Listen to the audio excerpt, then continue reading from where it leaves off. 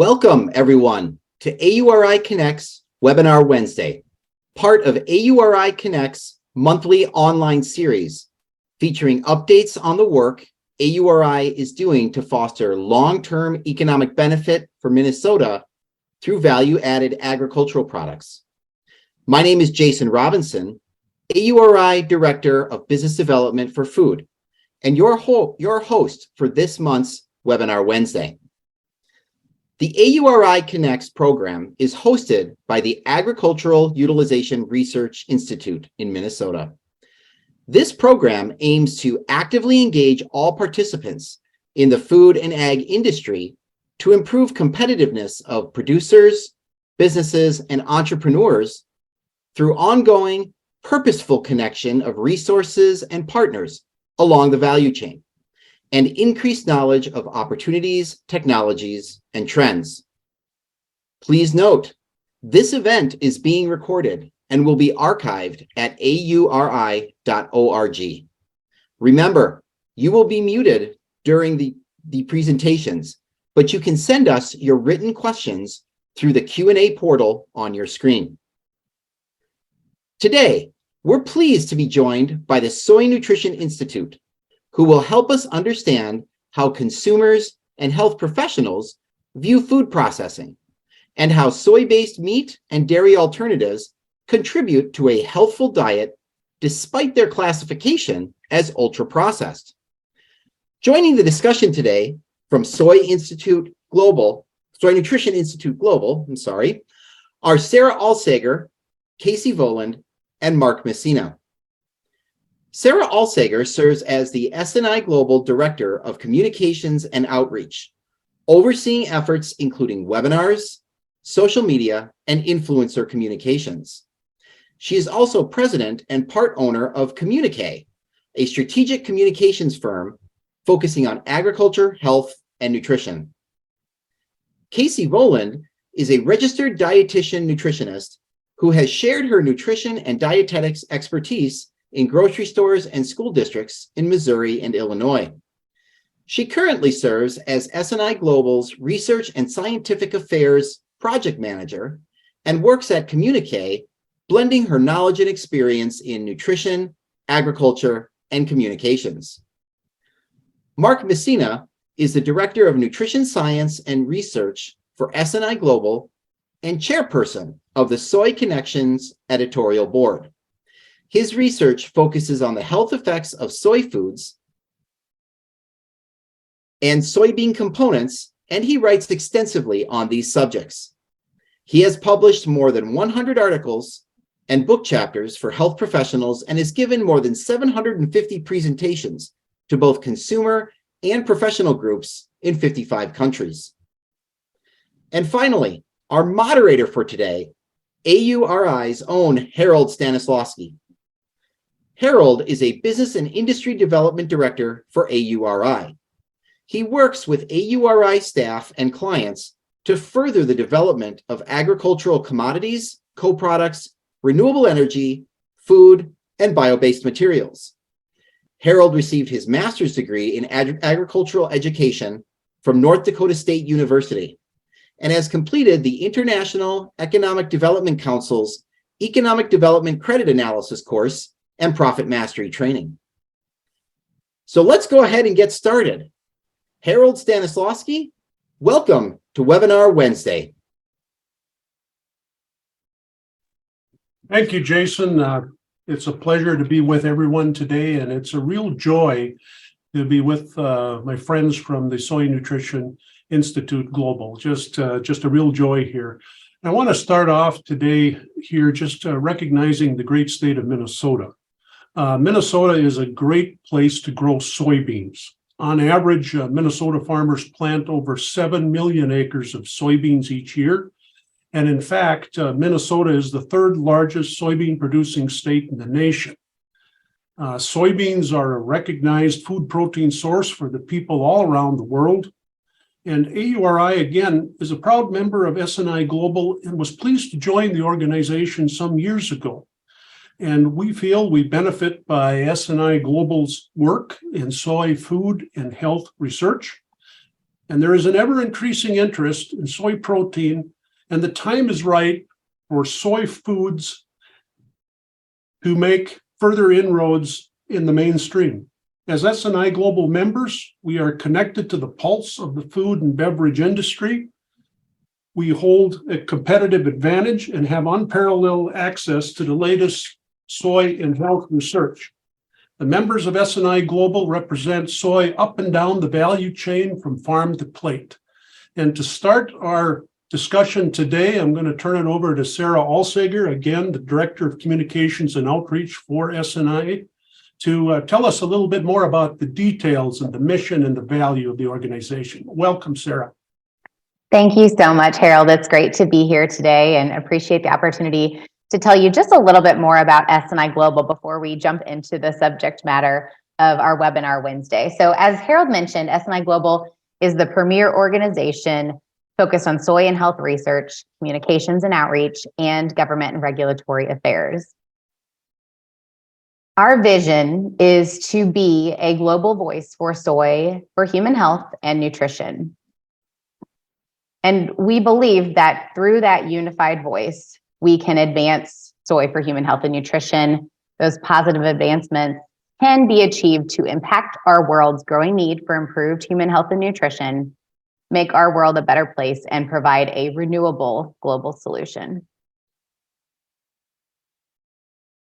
So as such, our mission is to provide unmatched value to both our members and the industry as a scientific organization leading the way in soy and health research, communications and outreach, government and regulatory affairs. We do that and strive to be a leader in the plant protein research and outreach space with an added focus on soybean oil.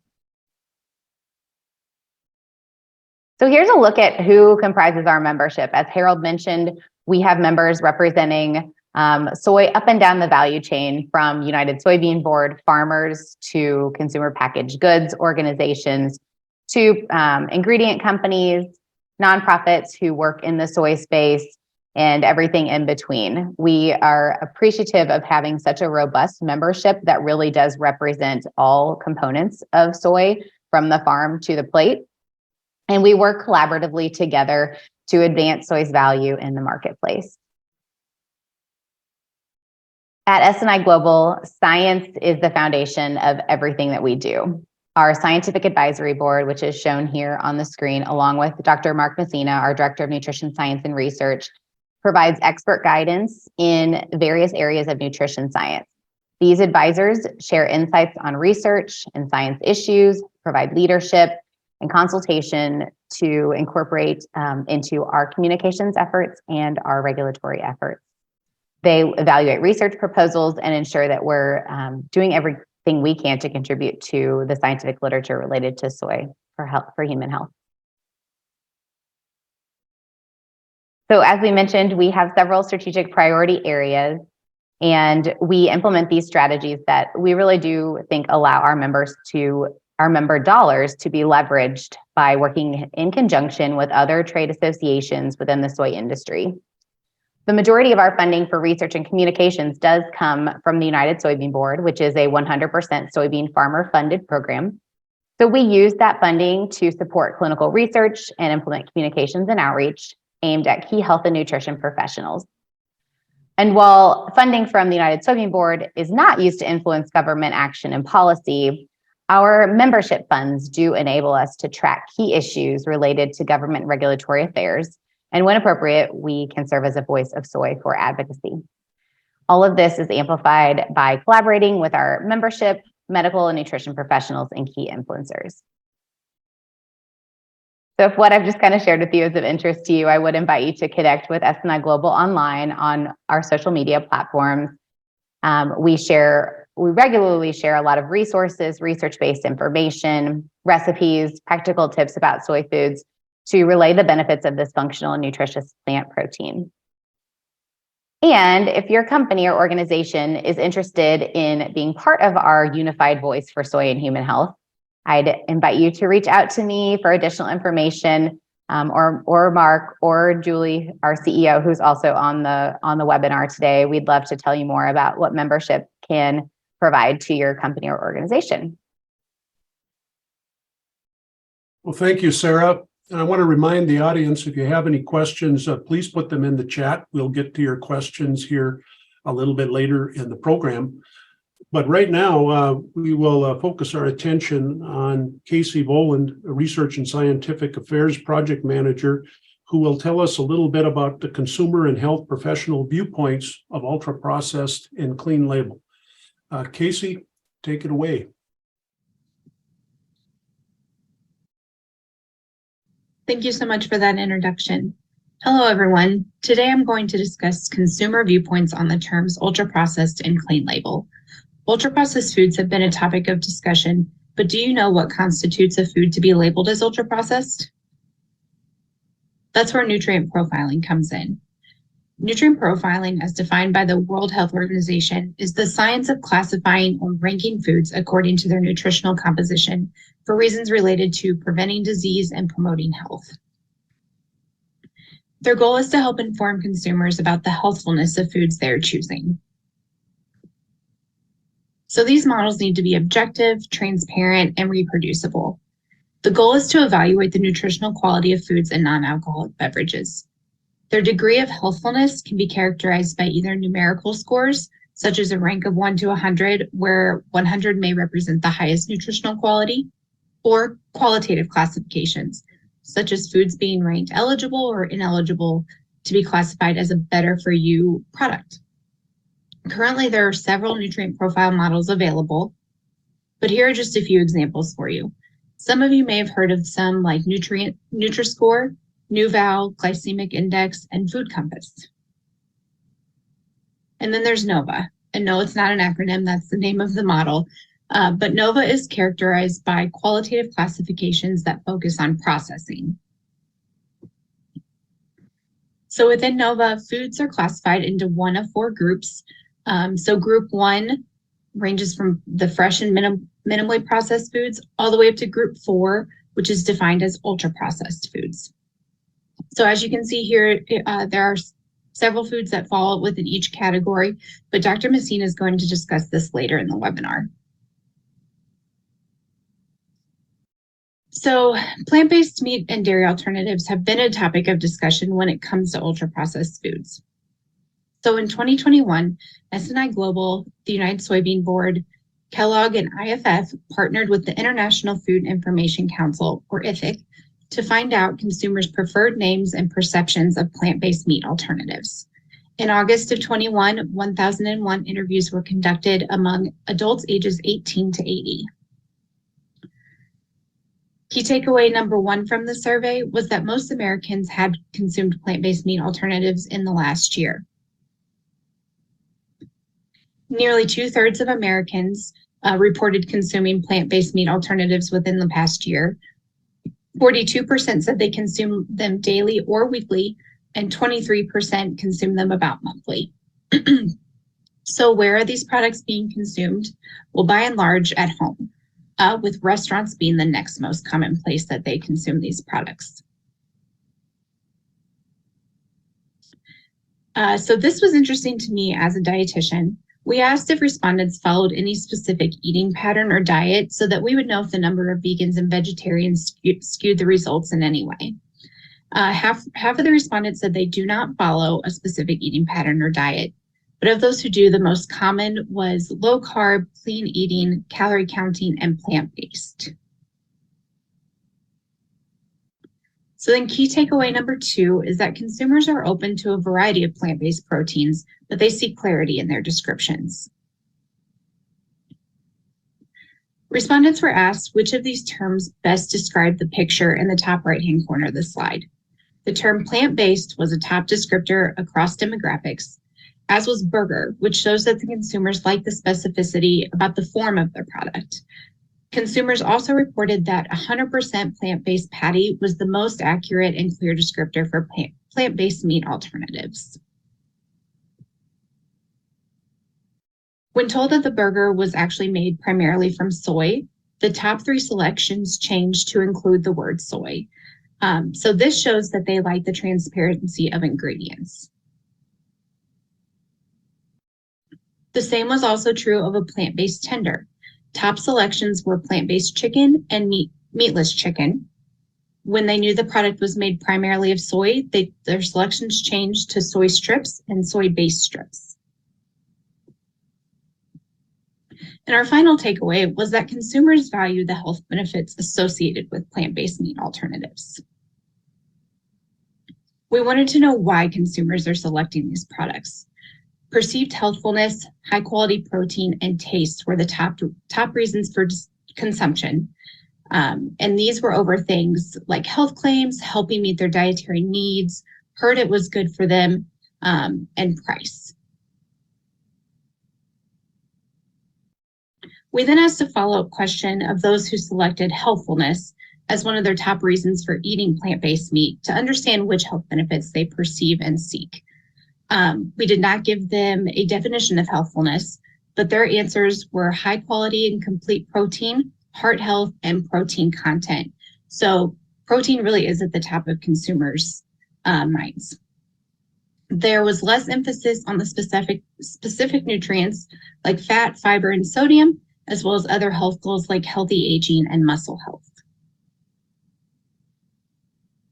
Now, IFIC has also conducted several other consumer surveys that relate to processing and clean labels. So I'll start with the 2022 Food and Health Survey. In March and April of this year, they surveyed 1,005 Americans aged 18 to 80. And this survey found that 52% of Americans followed a diet or eating pattern, with clean eating being the most common eating pattern. This was actually up from only 39% in 2021, and the increase occurred primarily among consumers under the age of 50, and their top two motivators were wanting to protect long-term health and prevent future health conditions, and also wanting to lose weight. It's important to remember that there is no definition of clean eating or clean products, so this may differ person to person. They also found that the health halo increased around all natural, fresh, and clean products. Respondents were asked about the healthfulness of product labels. Results showed that consumers perceive all natural and containing clean ingredients to be healthier options. Respondents said that they regularly purchase products labeled as natural and containing clean ingredients. And the most common reason for this was that they were perceived as healthier for you, followed by wanting to avoid artificial ingredients and being more nutritious. In July of 2021, IFIC then surveyed 1,002 adults ages 18 plus to get their perceptions on processing. This survey showed that more than 3/4 of respondents buy processed foods and beverages at least sometimes. For those that purchase processed foods, they identify it's processed by the ingredients list, the type of food, the front of package label, and the nutrition facts label. The top health or environmental reason for purchasing processed foods was that they are high in protein, followed by enriched or fortified with vitamins and minerals, natural flavors or colors, and high in fiber. So again, we see protein at top of consumers' minds. When asked how concerned they were about the amount of processing in each of these categories, respondents were most concerned about processed meat and poultry, sugar-sweetened beverages, and frozen meals. And as you can see, plant-based meat and dairy alternatives fell in the middle for consumers. And then finally, in May of 2021, IFIC surveyed 1,054 adults ages 18 plus to get their perspectives on food ingredients. Nearly 2/3 said food and beverage ingredients have at least a moderate influence on what they buy. They're choosing clean ingredients and avoiding chemical sounding ingredients. Again, there's no definition of clean, but of those who consider themselves to be clean eaters, nearly half define the term as eating foods that are not highly processed. This was followed by answers like eating fresh produce, eating organic, and eating foods with a simple ingredients list. Of those who seek out foods and beverages with clean ingredients, Their top-ranked definition was not artificial or synthetic. So as you can see, eating clean means different things to different people. So of those who choose foods and beverages with those clean ingredients, their top motivator is to seek out health benefits, followed by avoiding possible harmful effects of the chemical sounding ingredients. And of those who try to avoid those chemical sounding ingredients, their top reason for doing so is the concern for general health of themselves and of their families. Thank you for your attention. Thank you, Casey. It was a very good presentation. We'll get back to you with some questions here in a few minutes. But right now, I want to turn the floor over to Mark Messina, the Director of Nutrition Science and Research at S&I Global. I always enjoy Mark's talks at our meetings. He has good information, well organized, and always a bit of humor, which I appreciate. So with that, Mark, take the floor. Well, thank you, Harold, for that introduction and kind comments. So it's good to be with everyone today, at least virtually, and to have this opportunity to discuss ultra-processed foods and how ultra-processed foods relate to the soy food industry. As Casey already indicated, ultra-processed foods is a really hot topic, and this is evidenced in a number of ways. You see a lot of consumer articles about ultra-processed foods. Here's just a sampling. Ultra-processed foods can lead to a second heart attack or stroke. Is ultra-processed food taking over the U.S. diet? You also see the interest in ultra-processed food evidenced by all of the research conducted on this topic. This year alone, there's expected to be close to 500 articles indexed in PubMed that mention ultra-processed foods. That's more than double the number that was published just 2 years ago. The FAO has commented on ultra-processed foods. For example, here's a paper from 2019, the significance of food processing and in particular of ultra-processed food is now generally recognized. Well, all of this research and all of this interest in ultra-processed foods has actually led to calls to limit and in some cases even eliminate completely ultra-processed foods from the diet. Most notable in this regard is a paper from the European Office of the WHO, in which the authors called for improving the labeling of ultra-processed foods and also restricting the marketing of these foods. The concept of ultra-processed foods has also influenced dietary guidelines around the world.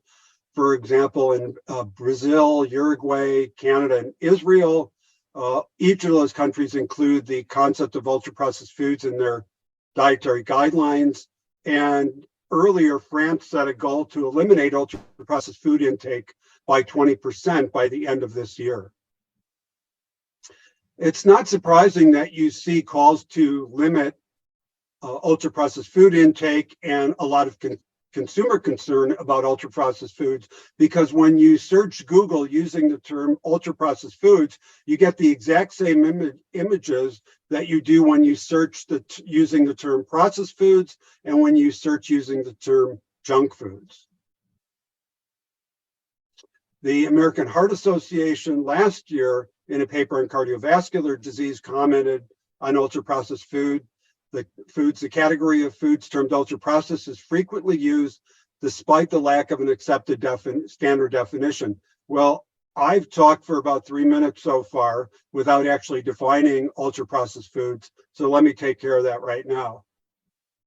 You know, ultra-processed foods is such a big part of nutrition lexicon. You might think that it's a term that's been around for decades, but it's actually a relatively new term. It was coined in 2009 when Brazilian researchers created the NOVA food classification system. And as Casey mentioned, NOVA is just the name of the system. It's not an acronym. It does mean new in Portuguese. And you can see in the slide that I just showed that in 2009, the year that NOVA was created, is the first time that PubMed included a publication that mentioned the term ultra-processed food.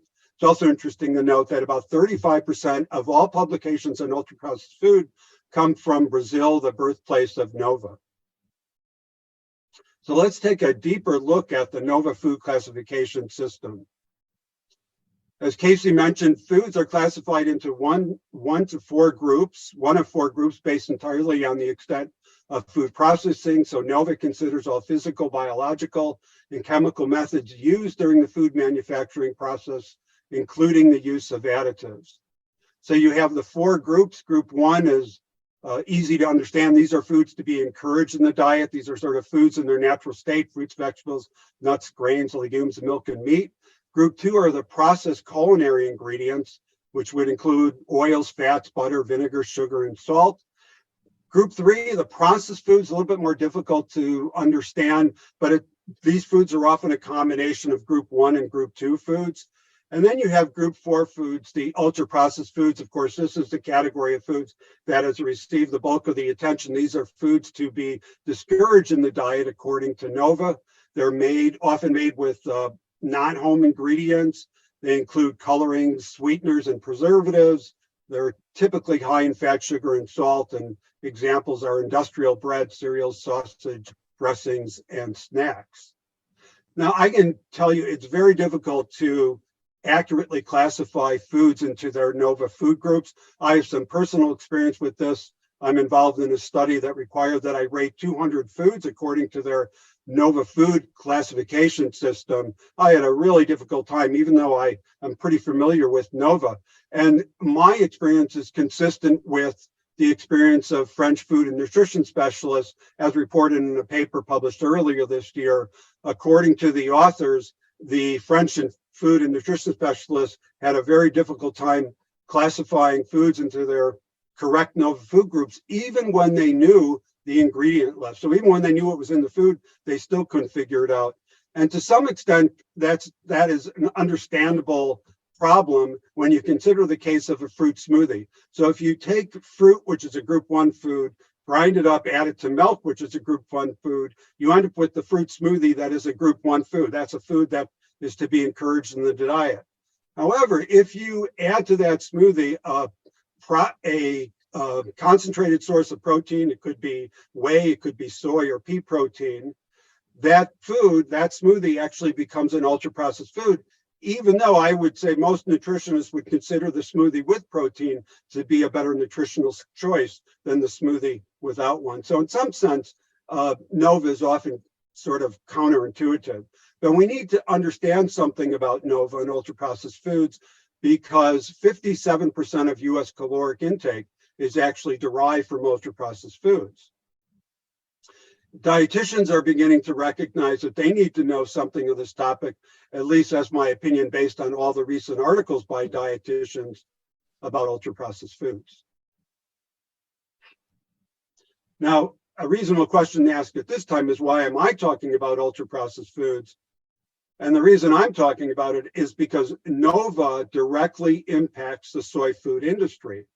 It impacts the soy food industry because the entire new generation of plant-based meats, whether they're made from soy or pea protein or even gluten or wheat, are classified as ultra-processed foods, and 90% of the plant milks, including soy milk made from whole soybeans, are classified as ultra-processed foods.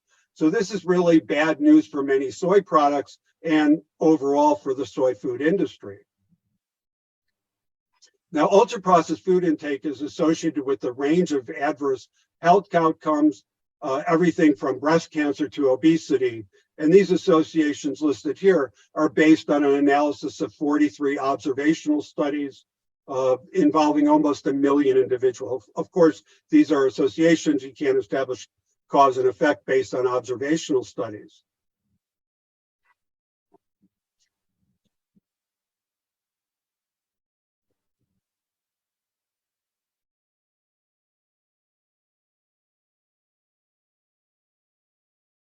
That was a brief intermission, apparently, due to technical problems. That was actually I spaced out for a second there, I think. But anyway, ultra-processed food intake is associated with poor diet quality. So it's not surprising, therefore, to recognize that ultra-processed food intake is associated with the range of adverse health outcomes. However, according to this analysis published earlier this year that looked at 37 prospective cohort studies, 87 health-related outcomes, and 91 statistical models, the adverse consequences of ultra-processed foods are independent of diet quality or pattern. And that conclusion is actually consistent with the conclusions of two recently published papers in the British Medical Journal. One was from France that found an association between ultra-processed food intake and overall mortality. And the other paper was from the US that found an association between ultra-processed food intake and colorectal cancer. And in both cases, the investigators concluded that the associations between ultra-processed food and these adverse health outcomes were not due to poor diet quality. So if it isn't diet quality, then what is it? Might it be the type of person who eats ultra-processed foods? Well, we know that overweight and obese people eat ultra-processed foods. But we also know that skinny people eat ultra-processed foods, and really rich, strong, powerful celebrities eat ultra-processed foods as well. So basically, everybody eats ultra-processed foods. So that can't be the entire answer. So that led Tobias and Hall to ask what other biochemical compositional characteristics or physical chemical structures of ultra-processed foods are the mechanisms that explain their apparent health impacts. Well, to the best of my knowledge, this slide lists all of the concerns raised about ultra-processed foods. Some of these deal with nutrient density and nutrient content. Others do not, like exposure to additives and plasticizers. Because the food classification system so directly and negatively potentially impacts the soy food industry, several of us recently published a paper in Advances in Nutrition in which we address this question. Do the common criticisms of or concerns about ultra-processed foods apply to soy-based meat and dairy alternatives more so than they do to their animal-based counterparts? So again, the ultra-processed foods, the soy-based meat and dairy alternatives, are classified as group 4 foods. Their animal-based counterparts, meat and milk, are classified as group 1 foods, foods to be encouraged in the diet. So for the analysis, we compared 5 soy burgers with 80% lean ground beef, that's a group 1 food. And we compared the 2 leading soy milks in this country with whole cow's milk, and reduced fat cow's milk, group 1 foods. So let's first take a look at the concern about an increased energy intake rate. So an energy intake rate is a really easy concept to grasp. It's simply the energy density of a food in calories per gram times the eating rate of a food in grams per minute. So how calorically dense the food is times how fast you can eat it. And a higher energy intake rate is associated with overconsumption and perhaps therefore overweight and obesity. Well, here we have the fiber and nutrient content of the plant-based meats, the soy burgers, and beef. So first you see that the caloric density, the caloric density of the soy burgers is actually the same or substantially lower than 80% lean ground beef. On a caloric basis, we also see that the soy burgers actually contain more protein. And of course, a hamburger doesn't contain any fiber, whereas the soy burgers contain anywhere from 2.4 grams to 6.7 grams per patty. So clearly the composition of the soy-based burgers does not suggest it would promote a faster energy intake rate than beef.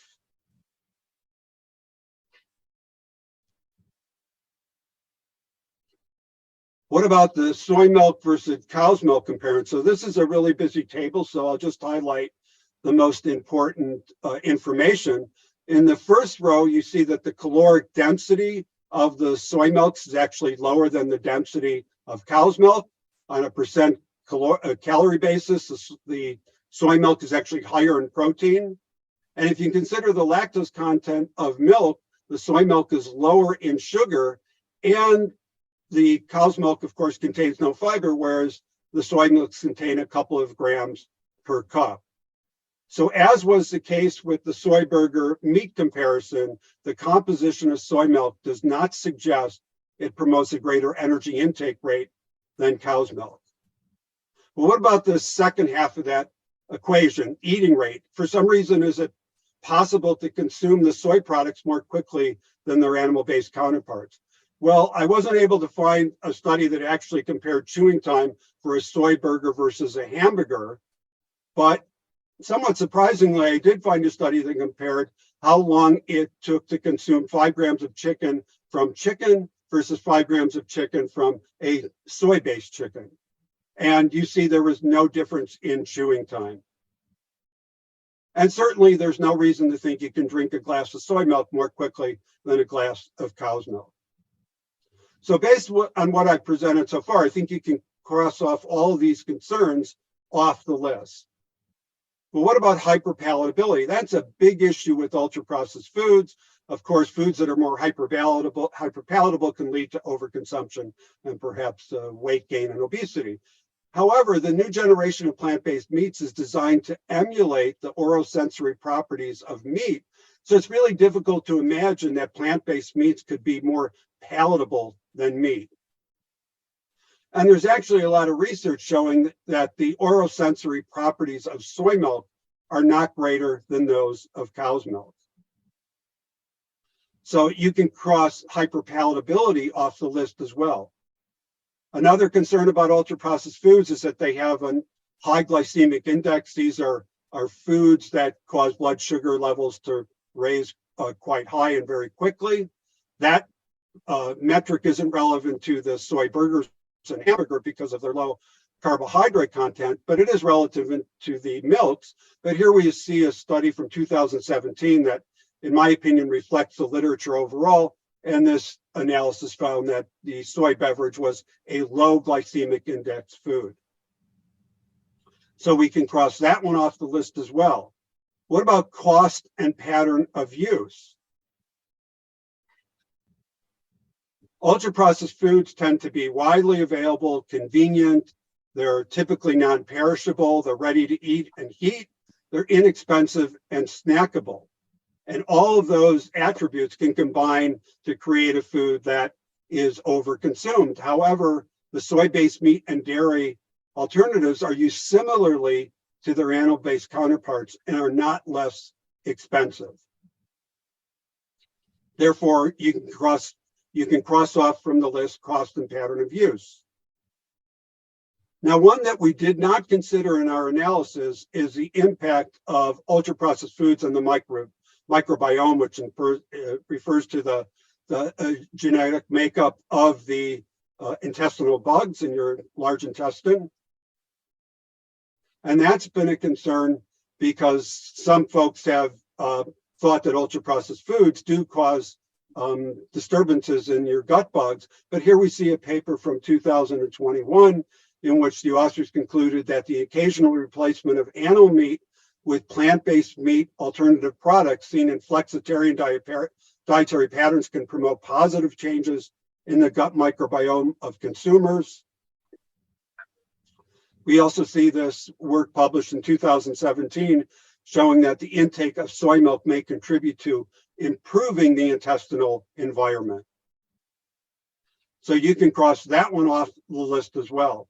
So when you consider all the information that I've presented so far, it's pretty clear to me that the answer to this question that was proposed at the beginning of the presentation is no. The common criticisms of and concerns about ultra-processed foods do not apply to soy-based meat and dairy alternatives more so than they do to their animal-based counterparts.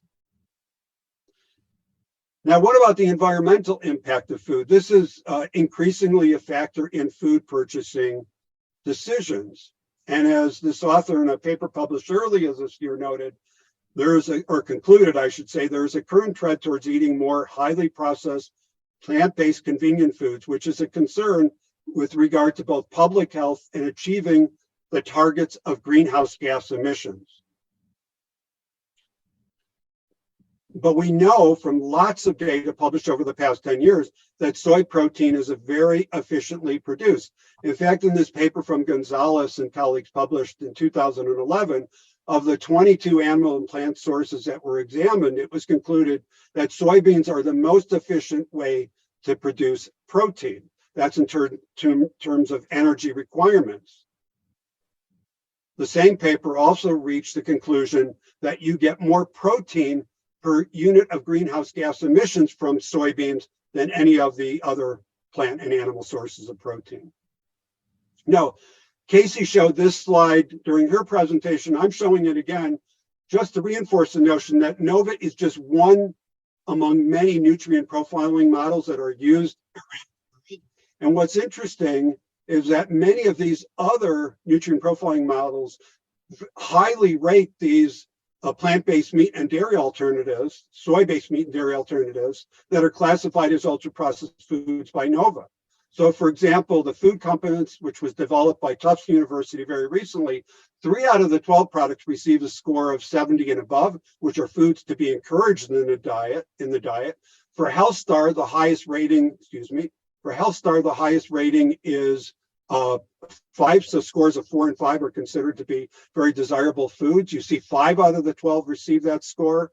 And for Nutri-Score, 9 out of the 12 receive a score of A or B, the 2 highest possible scores. So it's pretty clear to me that placing soy-based meat and dairy alternatives in the same NOVA food category as high-fat, high-sugar, nutrient-poor snack foods does not make nutritional sense. And the NOVA food classification system does not adequately evaluate the nutritional attributes of meat and dairy alternatives based on soy protein. Thank you very much for your attention. Mark, wonderful presentation, and it drives a question immediately in my mind.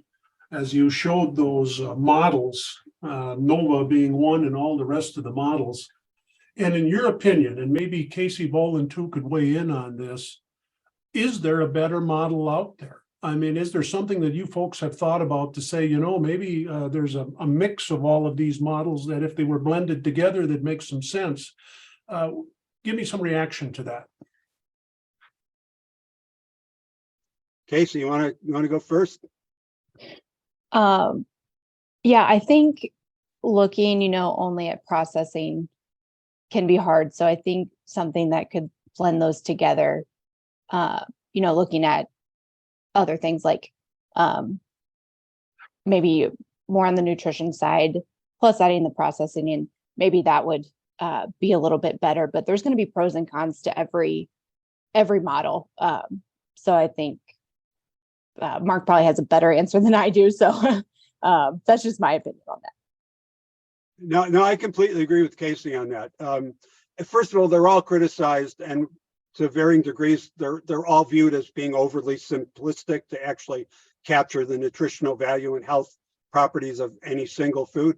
I do like the food compass, the one that I mentioned at the end. It's the most recent one that was developed, because that looks at 9 different attributes of a food, and one of those attributes is processing. So it does take into consideration processing, but also a lot about nutrient density. So there's no perfect one, but in my mind, NOVA is not one of the better ones, not one of the more useful ones. Well, thank you. It brings up another question, and then I want to ask a question of Julie. But do you think, because of all of this modeling, that that's going to initiate some changes in nutritional facts that go on products? Casey, Mark, any comments? With the consumer research that I've seen, people are looking at like front of package labels as well as the ingredient lists and things like that. I don't see it happening right away because those things definitely take time. But if it does, there may need to be more like government regulations over some of the things that people want to put on front of package labels. Because otherwise our packages are just gonna be covered with stamps that people are making up. So yeah, I would just add to that. I do think NOVA shines a light on the effects of processing and the degradation of the food matrix. And I think even the dietary guidelines panel will be addressing that in the next go around. So I think there is going to be more attention on processing. And I think in some ways that's a good thing because we can approach it from a more scientific perspective as opposed to what Nova does. Well, thank you, Dr. Messina. And now I want to kind of introduce the CEO of S&I Global, Julie Oman. Julie recently joined S&I Global a while back, but it's been a pleasure to get to know you, Julie. And you as heading up the organization that's doing so much good work and networking with so many folks through all of the pathways that you use. What can you tell us about kind of the research platform for soybean, currently, and what you see might be some needs based on just our discussion we had right now? So thank you, Harold. I appreciate this time. And, you can tell we have a great team here. And we talk about this often, and we always want to move forward with new research, but there's just tends to be a few things that just continually cycle back up that we would consider myths. So we try to take kind of a balanced approach to this, where we're looking at how do we move forward the body of evidence that does support some of these newer issues that are coming up, but also then keeping in mind that there are these ongoing issues that tend to keep popping up, such as issues with soy and breast cancer, and is that safe, and male feminization, things of that nature. Those tend to just continually reiterate. But there's some more interesting things that we're working on, is how does soy contribute to a healthier lifestyle for children, and how does that affect their life going forward? Things such as obesity always continue to be a concern, and topics of those natures. Well, thank you, Julie. And Sarah, you always do such a great job with communications. What is the most effective communication instrument that you've been able to use to get to the intended audience of S&I? And I know you work with a lot of dietitians and health professionals. So tell us a little bit about that.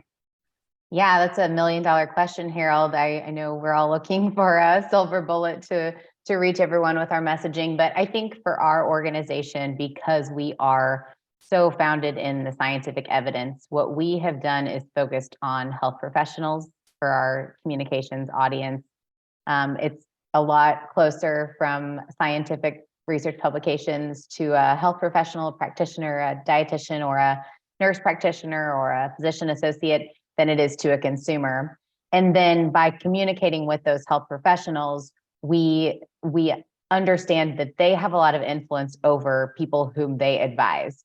So whether that advice is coming through on social media, or in a one-on-one patient consultation, or through a larger food service opportunity, we trust that by getting health practitioners and health professionals the scientific information, they can pass that along to those who see them as a trusted voice.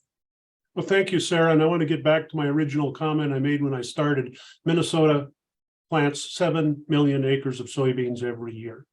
You folks are all part of, helping us market the products that our growers produce. So thank you for all of that. We want to have a home for our 7 million acres, not to mention all of our other friends in other states. So at this point, I want to turn it over back to my colleague, Jason Robinson, to ask some additional questions that the audience may have inquired about. Thank you.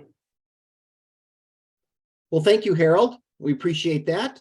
At this time, we don't have any questions from the audience, but I have a few that I could certainly ask in some of the time remaining.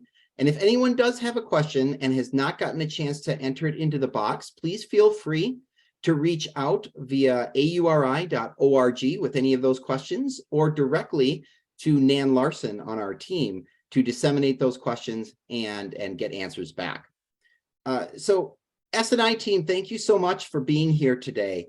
After listening to your comments, if I can be so bold, is it fair to say that degree of processing for food is likely too simplistic to describe what we're seeing from these studies in terms of adverse health outcomes?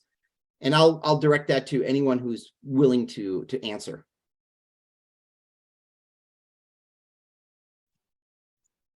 I know Sarah's got her hand up, so I'll let her go first. No, I'm kidding. But, I mean, what's in my opinion, the question is absolutely the answer to that question, because, I mentioned if you add a concentrated source of protein to a food, it becomes an ultra processed food. If you actually add an additive to a food, like it could be yogurt, any food, it becomes an ultra processed food when that additive is there for the benefit. It could be a preservative that's actually extending the shelf life of a product. So I do think that processing is one factor that probably warrants consideration when looking at a food, but nutrient density is much more important than processing is. Most of the foods we consume are processed in some form, and it would be very difficult for most people to consume a diet without consuming considerable amount of processed and even ultra processed foods. They're a time saver, they're a cost saver in many instances.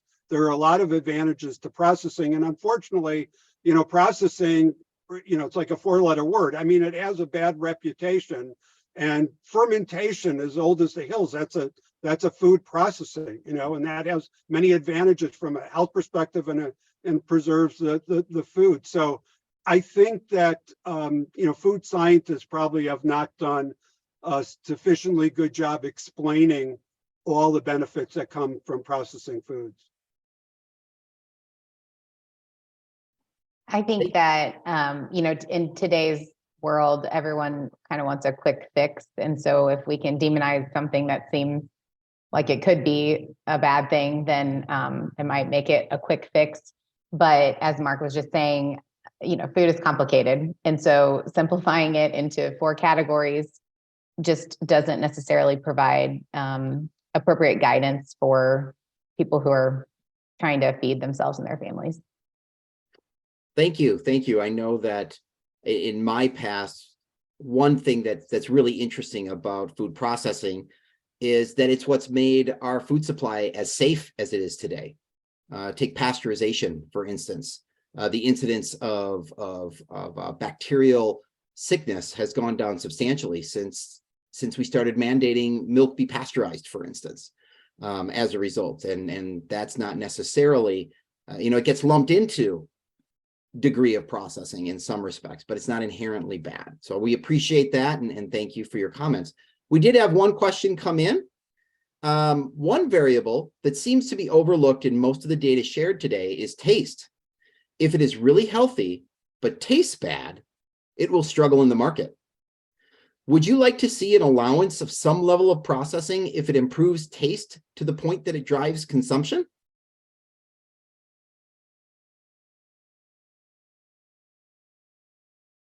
I mean, I'll go. I was getting nervous with all the That's I mean, it's interesting because the meat substitutes have been around for an awful long time. I've personally been eating them for more than 50 years. And it's only recently that they have risen to the point where they can achieve sort of parity in terms of oral sensory properties with the products that they are intended to replace.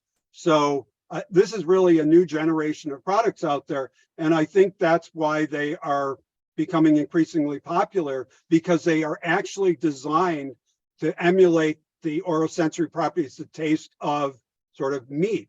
And you have products like, Beyond Burger and Impossible Burger that are doing just that. Because black bean burgers, they've been around a long time, but you might get them at certain restaurants, but they're not really helping people change their diets to any significant extent. So we all recognize taste and cost are 2 qualities, you just can't get around. They're very important. But the soy products, in my opinion, provide the taste, and as volume increases, costs will come down, but they also have some nutritional advantages over some of the products they're intended to replace. They make it a lot easier to consume a plant-based diet, no doubt about that. And I think there's the perception that if it's healthy, it probably doesn't taste good. And I don't agree with that. But so I think, like you said, there's different degrees of processing, and not all processing is bad. like you said, pasteurization, that has helped with foodborne illness, all of this stuff. So I think that adding in a degree of processing versus adding in like more sodium to make it taste better, yes, I think processing is better in some instances. Well, thank you for that. I think we have time for one more question that has come in. Processing for long shelf life and nutrition, and I would also add for food safety, are all, it's a great technological advancement. But in your opinion, are we starting to go backwards? Whether that's from a legislative point of view, from a consumer dynamics point of view, just like to hear your comments on this idea of, are we starting to go backwards? So I can start on this one. Some of the consumer research that I saw was actually, if it was processed to extend the shelf life, that people were for that. They want that extended shelf life. So in a way, I guess we probably are going backwards to a degree, but also I think people still want that processing. They're just confused on which forms of processing are good. And they hear the word ultra processed, and they automatically think I shouldn't eat that. So I think we have education to do. Wonderful. Any other comments from our panelists today? I'll just say we do have an RFA out for seeking letters of intent for research on soy in children. Now, I think the deadline is in 2 days, but the letter of intent is only 2 pages. So I'm serious. If there's any researchers out there that are interested in conducting a clinical trial involving soy in children, we have some funding. And if you want to give me a call or shoot me an email, be happy to talk to you about it. You've got plenty of time. Don't worry. Wonderful. Well, thank you everyone from Soy Nutrition Institute Global for your time today. Thank you, Harold. That concludes AURI Connects Webinar Wednesday. AURI Connects Webinar Wednesday is presented by the Agricultural Utilization Research Institute of Minnesota. AURI's mission is to foster long-term economic benefit for Minnesota through value-added agricultural products and processes. We are interested in your feedback, so please respond when we send you our event evaluations. Remember, for more information on today's program or any of the work that AURI is doing, please visit us at auri.org. Join us on December 14th for the next AURI Connects Webinar Wednesday, where we will highlight AURI's Meat and Poultry Processing Technical Assistance Network, supporting local and regional processors in the Upper Midwest. This webinar will also feature speakers from the USDA Agricultural Marketing Service, as well as the Flower Hill Institute. We also wanted to announce the launch of the AURI Ag Innovation News podcast, hosted by AURI's own Dan Scogan.